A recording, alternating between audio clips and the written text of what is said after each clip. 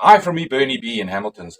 We've got some stairs here that have been painted with a PVA before and it hasn't worn well because PVA on the floors is not meant to be walked on. So we're going to use some floor paint and we're going to do a classical finish. And by that, you'll have to watch the video to see the end result.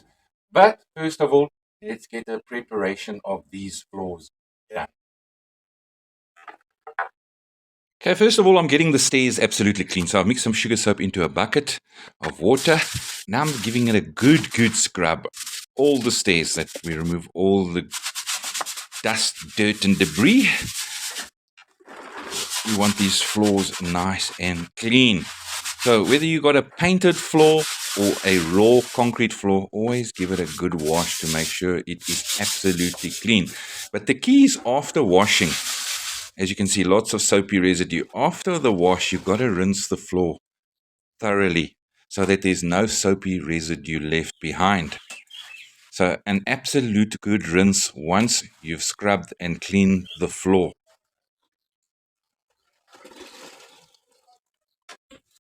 Now I'll be priming the floor just in areas that are bare, like those you see in the video, with Durham Show Floor Cement Primer.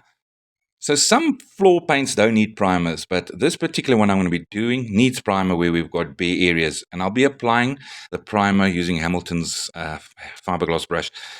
I was just stirring the paint there with a proper paint stirrer. That's the most important thing. Please stir paint well.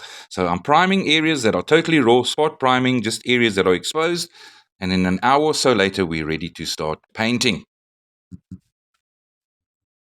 Okay, so I'm going to apply now my white floor paint with Hamilton's 120mm waterproofing brush. Now this brush has a high volume bristle blend and I need that because I want it to cover the steps quite nicely.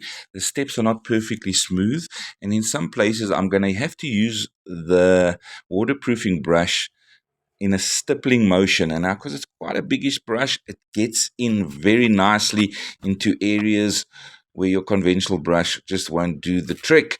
So I paint a nice thin first coat, and in areas where there's like little indents, because that's where water will get in, I stipple. So far that first coat's looking good. We're going to finish this up, let it dry. They say 4 hours between the coats, but I like to leave it a complete day between the coats. So there we go. Next day, a second coat applied in the same manner as the first coat. And we're going to let that dry completely before I do my last classic technique. Okay, some decent blue Hamilton's masking tape and a cutting blade and a measuring tape. Correct measurements, spacings. We are ready to paint our black floor paint in these particular areas. And the black is the dark ebony keys on a piano. Yes, I'm painting steps, or these stairs I should say, to look like a piano. So there we go, some steps turned from an A minor to a Bernie B major. So preparation, the right brushes, paint, and you're going to get that perfect finish.